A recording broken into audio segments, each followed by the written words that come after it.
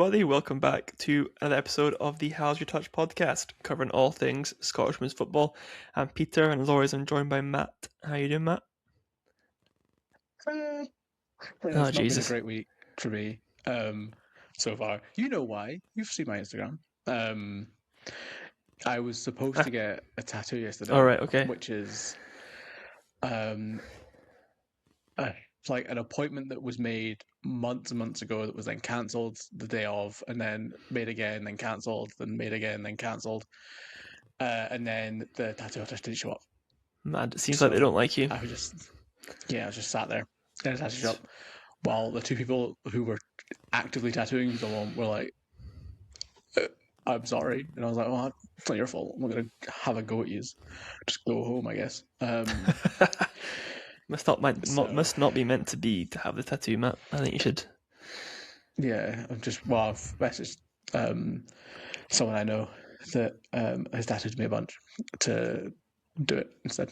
Okay. Because it's to what's the word? Go back over my hand tattoos because they like fell out.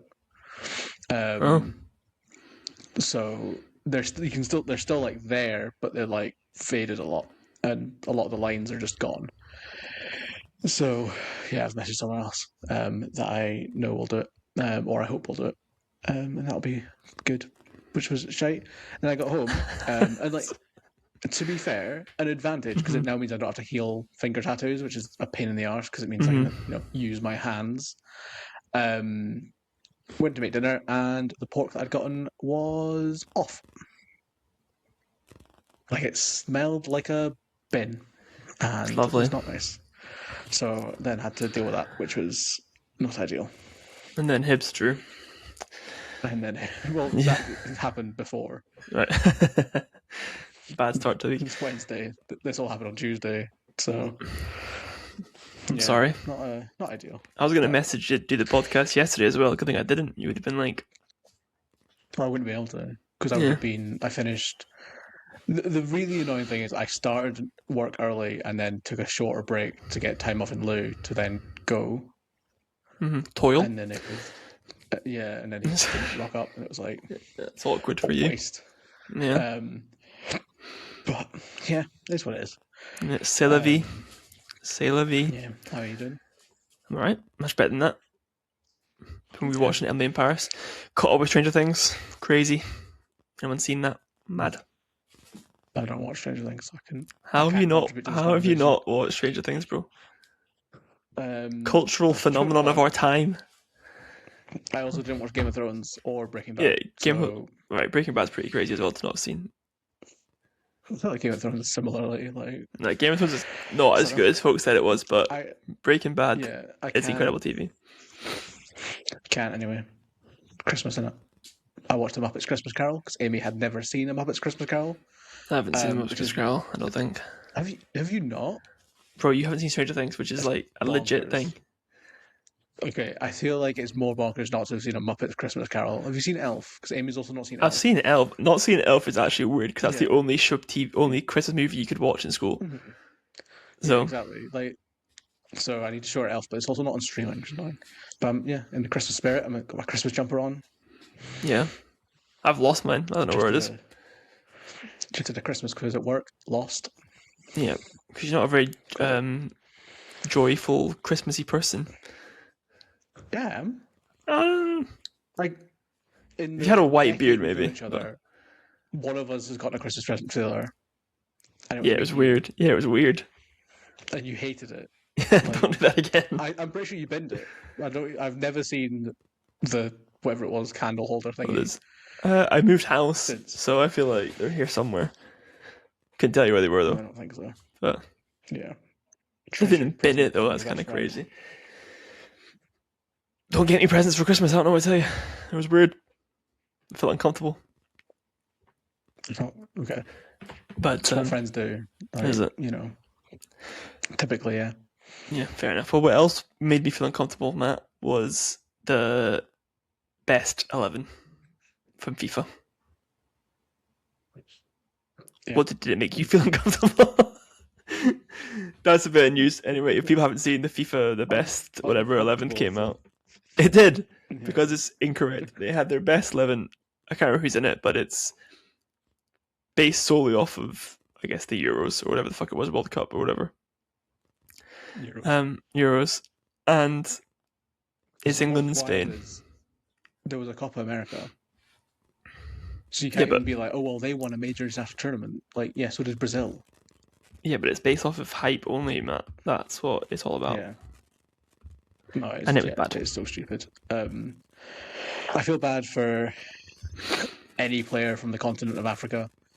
Yeah. Because there's a lot of them, mostly Temwa Chwenga, because she should definitely be in it. I feel bad for Marta, because Marta should definitely be in it. Mm-hmm.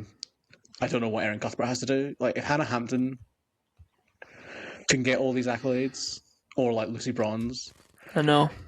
you know, for winning the WSL and, you know, being How Lucy okay Bronze still Euros. gets. Lucy Bronze hasn't been a good fullback since like 2012.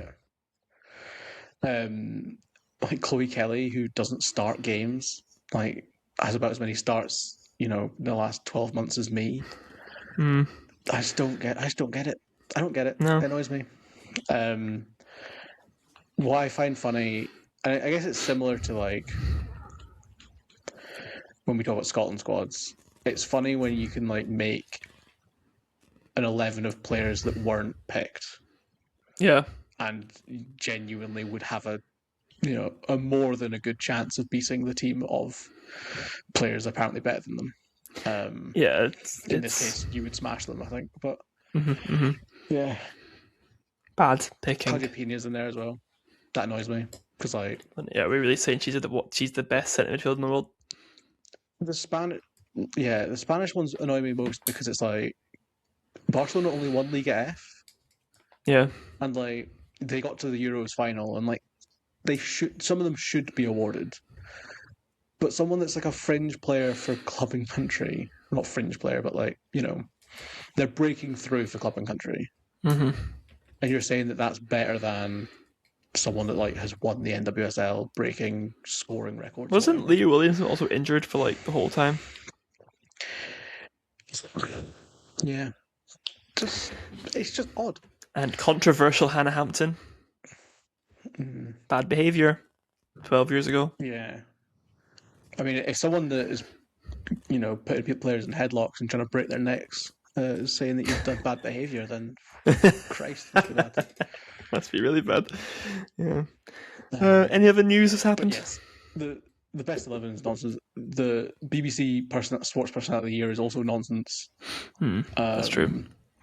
But you can't really argue for Scottish players in that as much, so fine. Callum Weir has a nice dog in a thingy. Yeah, I guess. I mean, Erin Cuthbert did as much as Hannah Hampton, basically, but yeah, if not more, and wasn't badly behaved at some point in her past. But yeah, that's basically. I just awards are weird, and I think it's a bit like I find them very odd because like we know that players aren't watching, but then also the ones that are voted for by journalists are voted for by journalists who also aren't watching. So it's kind of like, maybe we should do an award where the people that vote for it actually watch women's football. You're asking a lot there, I think. A high degree, as opposed to like they watch the WSL. But and WSL's mid. Screamers are doing their own sports personality of the year. So go vote on that. I'm pretty sure Erin Cuthbert's in it.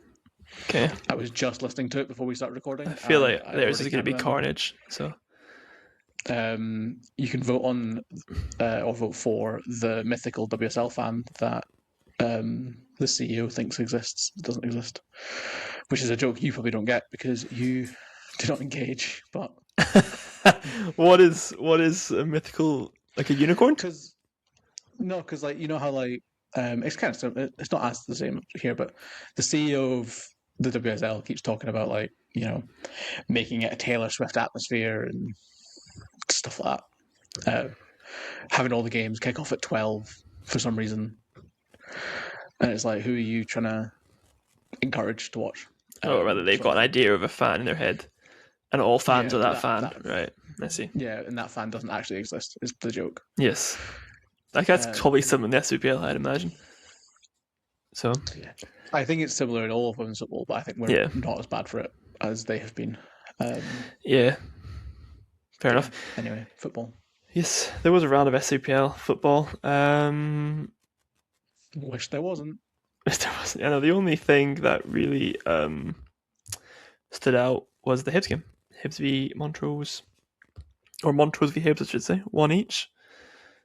Hibs fumbling the bag quite hard, down to 5th place. And you were saying Celtic had a bad season. Elena Stiku should get sacked. Oh, maybe Grant Scott should get sacked.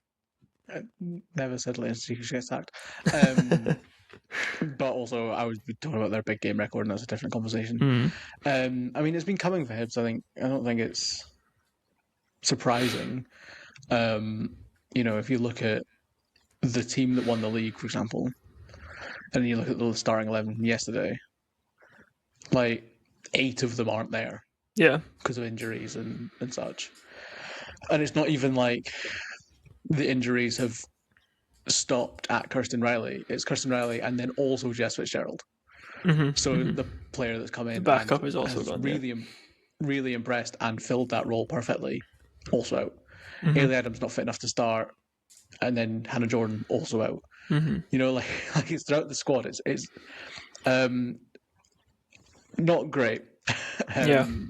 When you really look through it, and I don't know what's happened because you can't even say like, oh, maybe it's the toll that winning the league took, because a lot of those players weren't here last season. So it's just one of those things. I think obviously last season we saw Hibs drew with Partick Thistle around this time of year as well. It's not like it's uncommon for Hibs to do this.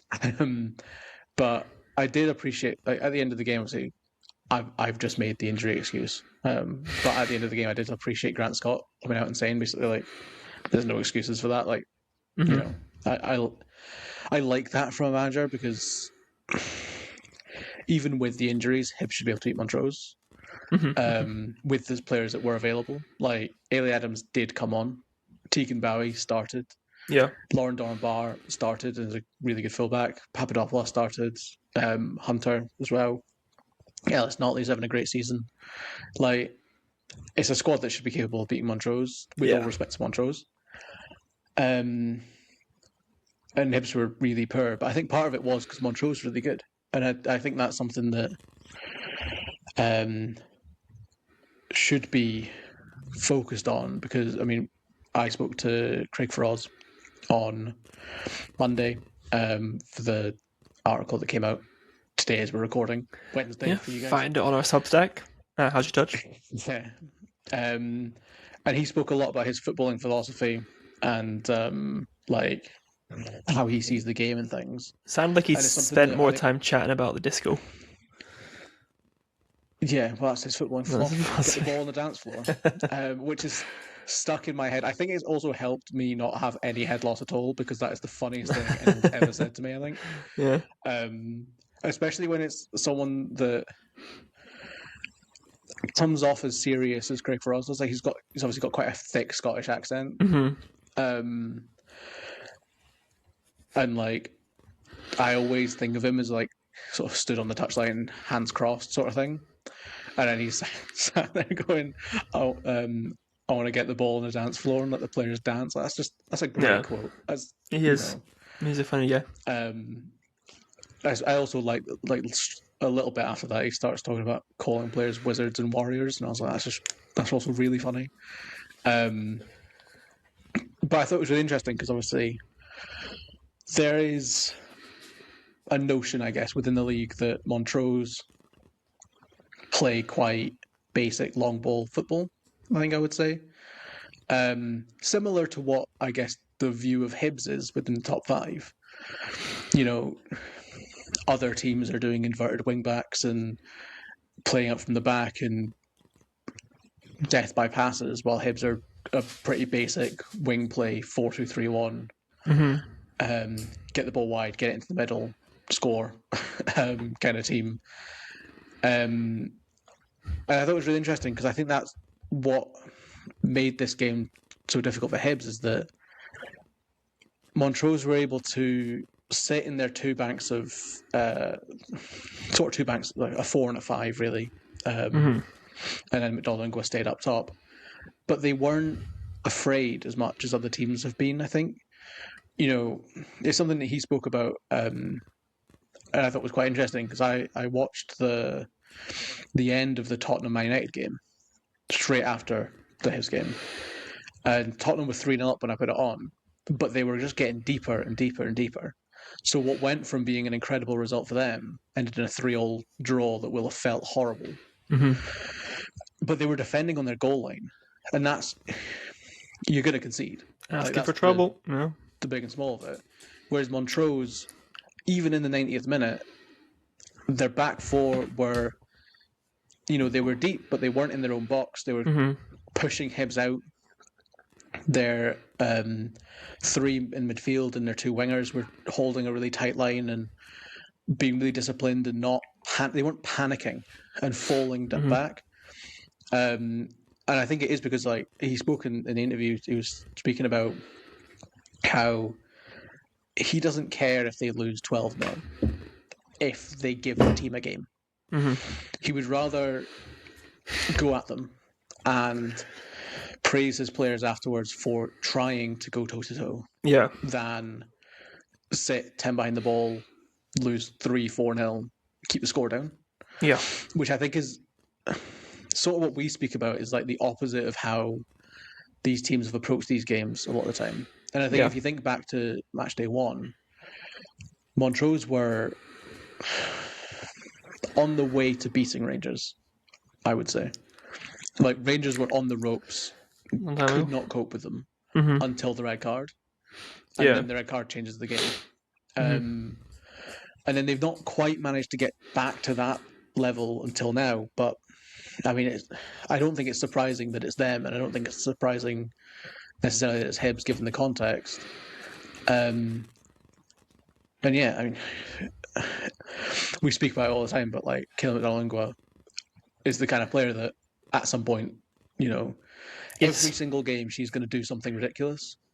In this game, I'm giving her the assist because it's ludicrous. Like, to do a little back heel flick off a corner, 1-0 down against the champions. There's not many players in the league that would do that.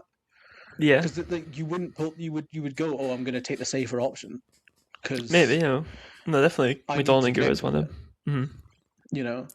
Whereas she has the confidence to do that little bit extra, and it's blocked on the line. I will say, but like it's an easy tap in for the goal. So it's not like it's not contributed. No, definitely not. Like it's been cleared. Georgia Carter then has an easy tap in from the line. Hibs should definitely defend it better, but yeah, and all game. Honestly, I thought watching it, I thought Montrose were the more likely to win it.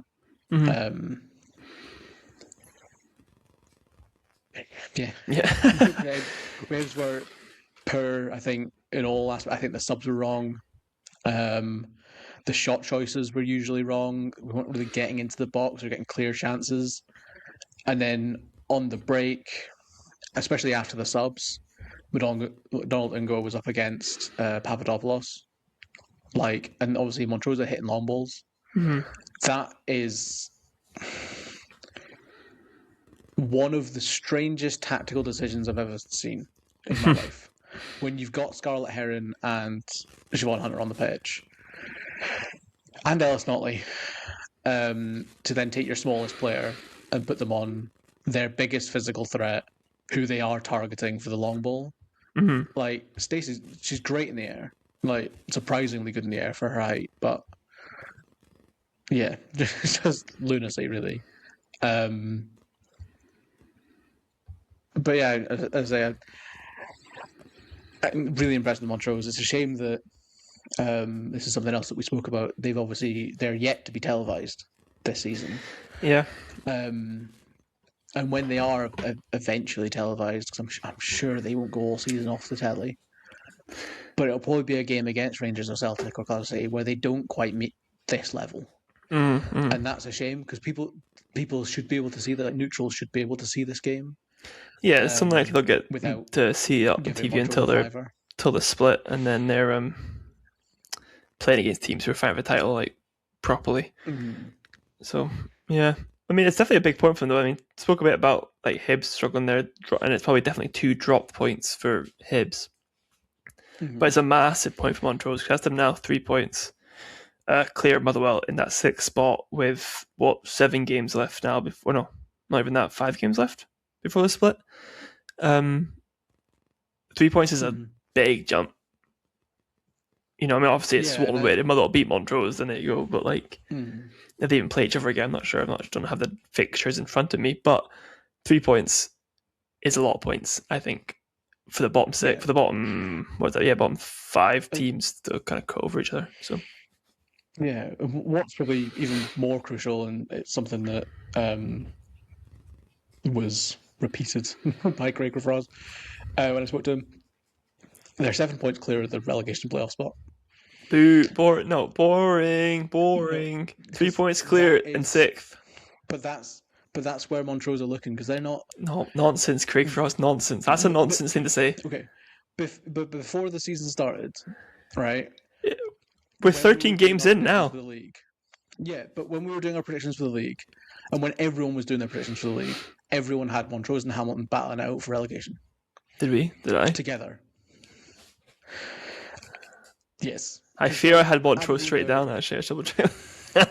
Yeah, Aberdeen have increased the number of full-time players at the club. They've got a full-time manager. Part of Thistle the same. In terms of full-time manager, Motherwell, full-time manager.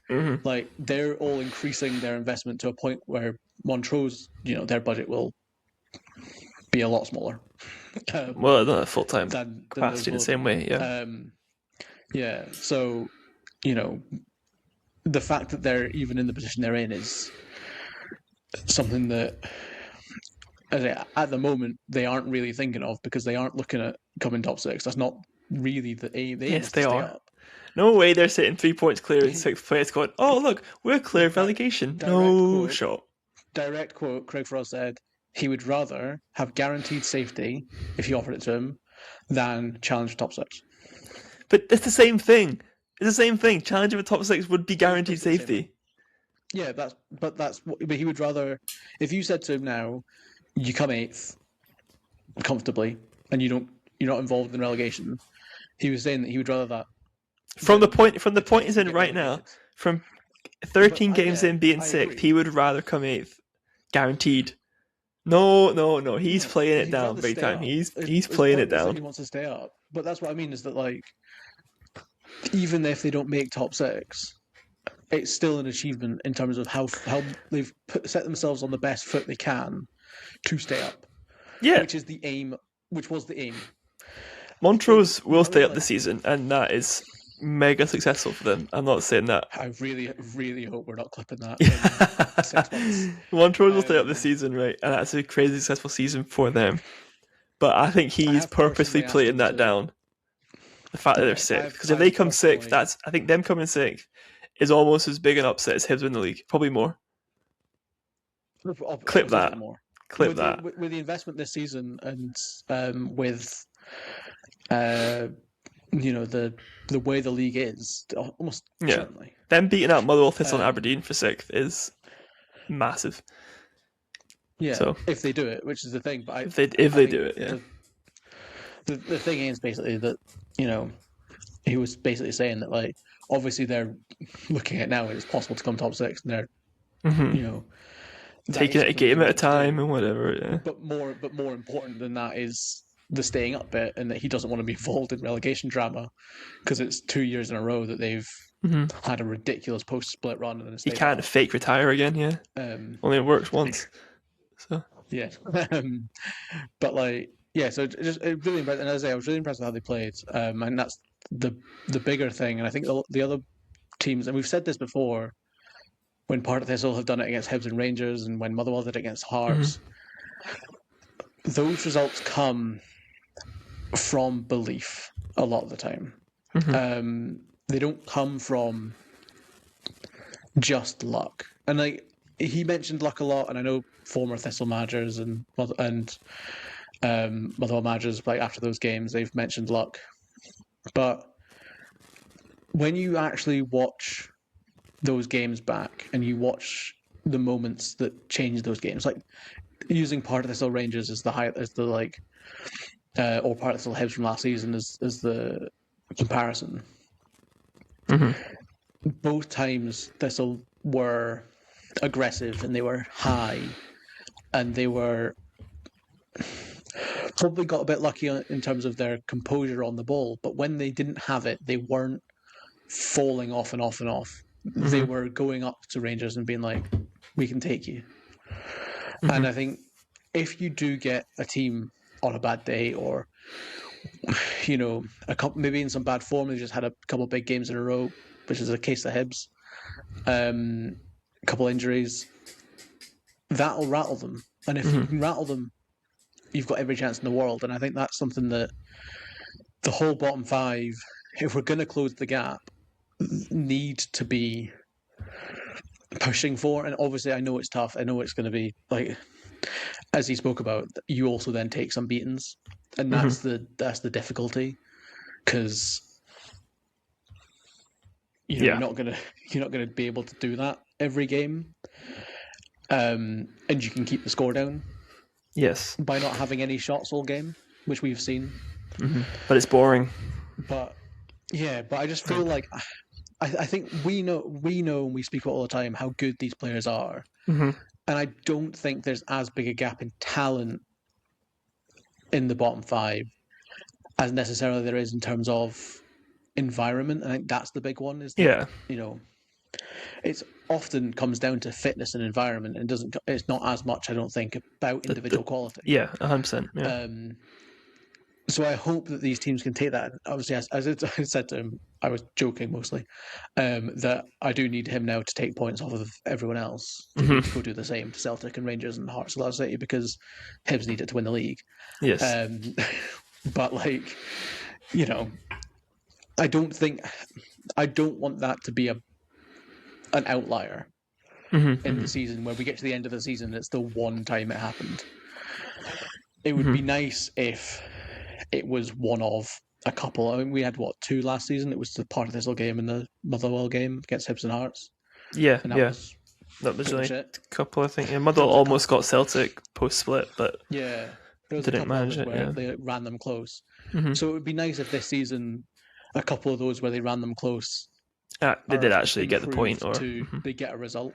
Because I think that's small gains. I think it's often easy to catastrophize about the gap and about the state of the game in Scotland, and we've had Gary Holt this last week talking about the lack of funding, and then Bobby Watson talking about the lack of funding as well, as part of that, which is obviously a huge issue, because unlike other leagues, the SFA and the Scottish Government haven't gotten as financially involved.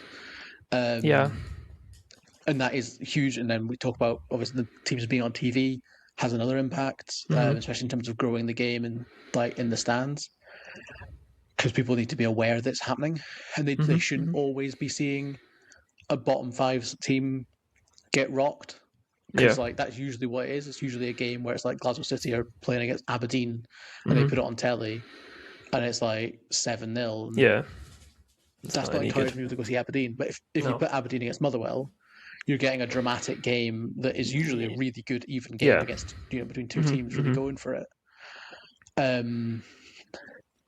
Yes. So I hope we see that, because it's easy to look at those bigger things and be like, everything's terrible.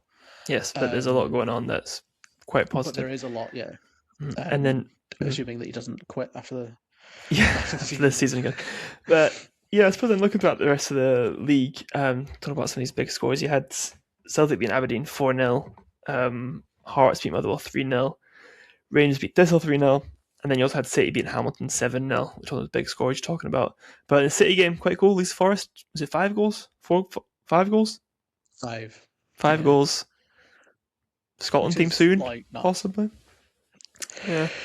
Yeah, we'll have to leave under 19s at some point. Yeah, Yeah. But thinking of those games, Motherwell don't have a manager, Motherwell have had a Oh, manager for like a for week, a week, yes. or not for very long, Mm-hmm. but Thistle they as have well, 3 only just got shots a new all game manager. Yeah. at home against Hearts. Mm.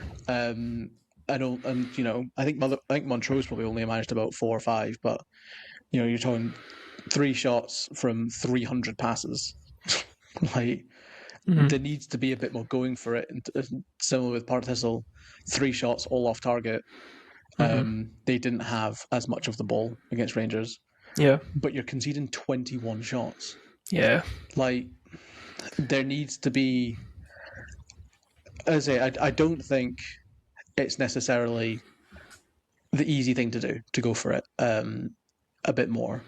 And as I say, Montrose did only also have 3 shots, but they kept Hibs down to 10. And they didn't do that by sitting behind the ball. They did that by going at Hibs and getting the ball up the pitch when they had it. There is And definitely that's the something to bit be that I said that feel these like is teams missing. won't be prepared for. You got these teams that like to be on the ball.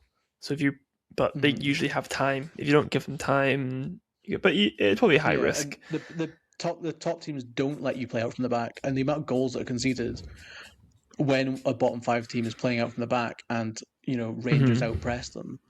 Yeah, because they're going to. They train full time. They have, not just the physicality to do that, but they also have the tactical sessions on stopping you playing up from the back. Yeah, and you're coming at it from a lower technical level usually. And I mean, I also do strongly agree with Craig Feroz on playing out from the back and how it's boring and shouldn't happen. Because it is just not. I don't see why you would do it. He was speaking about, I don't know why you'd put yourself under pressure, but I don't understand why you would do it, because I don't see how it leads to a goal. Well, I mean, even if you the break theory Rangers' press, yeah, but if you break the press, you then are past 3 or 4 people in Derry. But that's not reality. You suck people in one way and you go the other way. Yeah, it's not like reality, but that's the theory. Is that you suck people in to then. Actually happens. If you hit the ball long to Kayla McDonald and she nods it down to Sophia Martin, you've beaten the entire team. Yeah, but equally, you could kick the ball to Kayla McDonald. She loses the header, and then you no longer have possession. But then she's lost it at the halfway line, not in your box. Yes, there is that. That's what I mean. But the reason I don't understand, I don't understand putting yourself under the pressure, but I just don't understand it from the perspective of, I get the concept of beating the press and the advantage that gives you, and I understand that. I understand it on a tactical level. The bit I don't understand is why you would do it as the underdog. Why it would be your main principle as a team that's never really the favourite to win a game, like a heavy favourite to win a game. Because you're not able to do it quick enough and get the ball forward quick enough. Because when you look at Pep Guardiola, for example, who's obviously the king of passing out from the back, the reason that it's so successful for his teams is because they mess around with it at the back to draw teams forward. And once those teams get to the halfway line, they shoot up the pitch like a rocket. And they're in their box before they can even turn. And that's the bit that you're getting the advantage from. We don't see that because a lot of SWPL teams don't necessarily have enough pace up front to do that, because that requires a lot of pace in your team. But also they don't have the ability to then, you go from the passing around the back to then switching the ball 40 yards, beating your man or beating your defender, and then making the right decision every step of the way at 100 miles an hour. Yeah.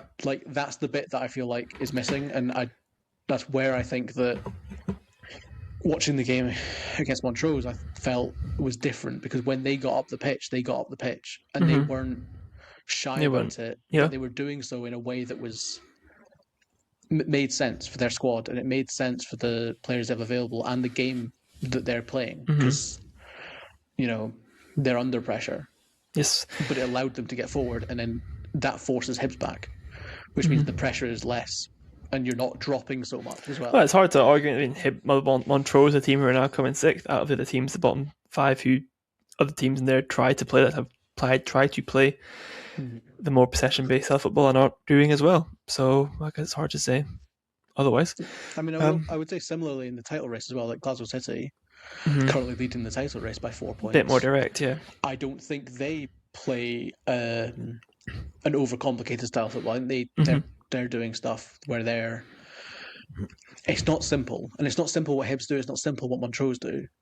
Like I'm not saying that there's no tactics because it's obviously still a heavily it's tactical just game. more direct, more but conscious, but probably. it's more about like it's more about making the right decisions than it is about principles, I guess. It's more focused on doing the things that get you the points as opposed to or I would say it's probably more or less. You get a lot of like Sadiqu's quite bad for this. Joe Port was as well, where it's very much like formation based. Whereas Montrose and City's examples have got a formation that they stick to, but it's not. It's more principle based than formation based. It's this is our principle: is get forward fast, get into the box, etc. Not you stay wide and you stay in the middle, and when he comes in, you go there. It's like, I guess the big difference probably is if Glasgow City or Montrose tried to play out from the back from a goal kick, and they lost the ball once, the next goal kick goes long. Yes, also learning from that. Yeah, they get a clap from the touchline of "Well done, you've made the right decision." You tried to do it, it didn't work. You have understood that, and you have, in the moment, been empowered to do the right thing. Yeah. If Celtic lost the ball from playing out from the back once, they do it again, and they would do it again. Long, they would get shouted at for going long. They would be going back to the same thing. They'd lose the ball again, and it would be the same. And that's the problem. It's like it's not as bendable in terms of what they can do. No, definitely. Whatever the word, flexible. That's the word I'm looking for. Yes. There's very rigid. This is what good football is. I think from some managers that I think they need to break down to be more successful. I think, especially in terms of the bottom five and bridging that gap. People often use the comparison to the men's game, and you just don't see Falkirk rocking up at Celtic Park and playing out from the back and converting their fullbacks and stuff like that. They wouldn't do it. They go back to basics and they go, we're going long, we're hitting the target, like the target forward, we're getting the ball forward quickly, don't drop too deep, don't let them rattle you, get in their faces and let them know that you're here. And that doesn't seem to translate. But it's just different approaches, I suppose. But I think this season in particular, I guess it's you say City win the league and Montrose winning that race for the top six. Those are the two teams that I think have quite purposely been more direct and more purposeful in their kind of attack play, which has worked for them. But that does leave us going into the break here. I think City top of table by a few points, and Montrose 3 points clear in sixth. And they guess looking down to the SWPL 2 as well, whole round of fixtures in there as well. Kilmarnock continuing their charge title, big 6-1 win over East Fife after East Fife's big loss against Bonnyrigg Rose for the week as well, which we spoke about. That puts Killy 10 points clear of Thistle, who were in second place. Thistle also won 6-0 against Livingston. There's also Dundee United 3-0 got Cairn. Spartans beating Stirling Uni 7-0. And Ross Dormant's first game in charge for Queen's Park ending in a 5-0 win for them as well. So no real upsets, I don't think, in SWPL 2. Kind of as you'd expect. But again, Kilmarnock going in here with a big 10-point gap. Hard to see them losing that, really. And it's really just that fight still for second place is 2 points separating second and fourth. Crazy. Yeah, and obviously the playoff is expanded, so it's not necessarily relevant. It makes your path easier, so like they will want to come second if they can. But it's interesting because obviously Spartans have figured out scoring, but equally maybe they were just playing Stirling Uni. I think they were playing Stirling Uni. Sorry, Stirling. But they've conceded a lot of goals, and that they face Queen's Park next week. So that's Ross Dormant's second game in charge. That's going to be huge in terms of how their seasons end up looking. But I did want to shout out Annalisa McCann, who got an assist. Yes, big up. Sorry for not putting you in the 5 of the week as the goalie for an assist and a clean sheet. Probably was deserving. Probably was. Lauren Perry did do very well with Montrose. So. Yeah, Lauren Perry had me tear my hair out, so Yes, so yeah, that's valid. tough. Um, Um, Final yeah, point though for me on SWPL 2, something I just noticed and has now annoyed me, and not really football related, but on the SWPL official results page, they when they write the results, they call them Stirling University. On the table, they're called University of Stirling. Question mark. This was a thing. Oh, you might not have seen that actually because I think, muted the chat. If it's a We chat, did I a mean, I thing definitely muted it. I'll tell you for free, I muted that. for FM for Football Manager for the Oh research yeah, section. I did mute that shit. Yeah. Someone asked the question of like, what are they actually called? Stirling Uni have the same thing on their website as well. Like they call them both Stirling Uni and University of Stirling. So to be fair to the SWPL, who knows what they're actually like, you know what I mean? We know who they are. I don't know if we need the I don't think it needs to be consistent. Who cares? Fair enough. This is the kind of thing that used to rile you up. You've got nowadays you're like, like it, call them UFS for all I care, whatever. Well, I just think you're picking at straws. Like it's like so minor. You know what I mean? If there was like a spelling mistake, then like fine. Fair enough. It's not like there's a professionalism thing of like, they've got their name wrong. Like, yes, that's fair. They're both their names. You know what I mean? And on, if you said what uni do you go to, and someone went Uni of Stirling, or they went Stirling Uni, you'd know which way. I know.